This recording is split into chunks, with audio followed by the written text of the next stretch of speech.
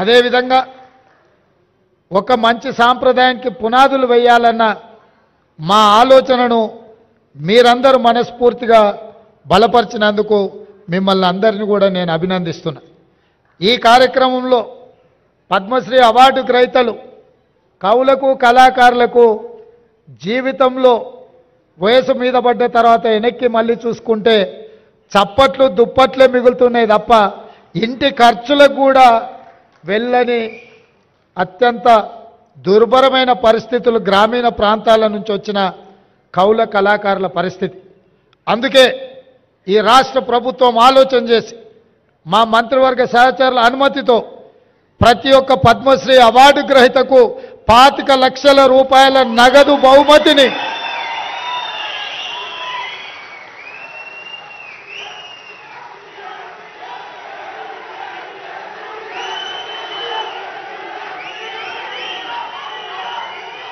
రాష్ట్ర ప్రభుత్వం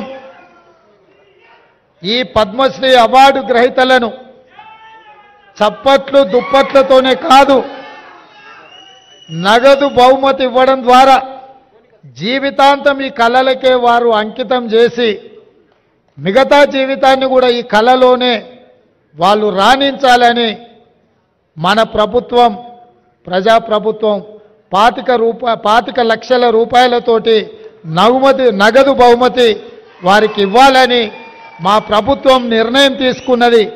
ఈ వేదిక మీదనే పెద్దలు వెంకయ్య నాయుడు గారు మిత్రులు చిరంజీవి గారి చేతుల మీదుగా వారికి ఆ నగదు బహుమతిని ఇవ్వాల్సిందిగా వారికి విజ్ఞప్తి చేస్తున్నా. అదేవిధంగా ఈ నగదు బహుమతితో పాటు ప్రతి నెల వారి ఖర్చుల కోసం, ఎందుకంటే వైద్యము ఆరోగ్యము ఖరీదైంది, ఇంట్లో చిన్న చిన్న ఖర్చులు కూడా ఈరోజు పెరిగిపోయినాయి.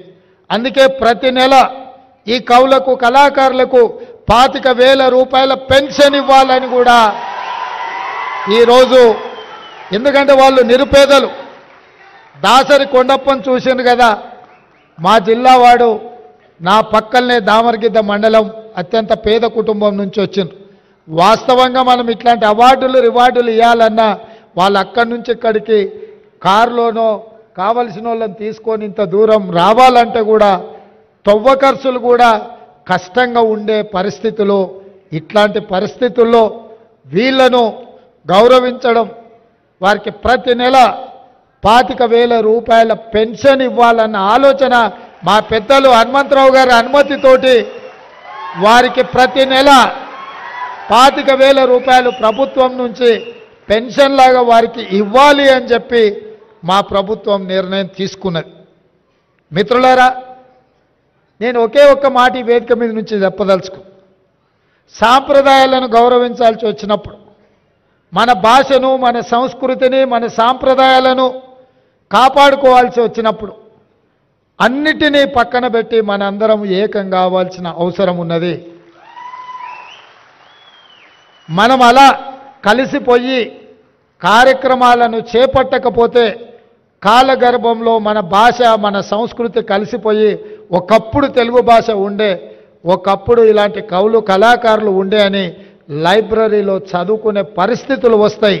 అలాంటి పరిస్థితులు రాకుండా ఉండాలి అనంటే రాజకీయాలకు అతీతంగా సాంప్రదాయాలను కాపాడడానికి మనమందరం కూడా కృషి చేయాల్సిన అవసరం, బాధ్యత ఉన్నది అని చెప్పి నేను భావిస్తున్నా.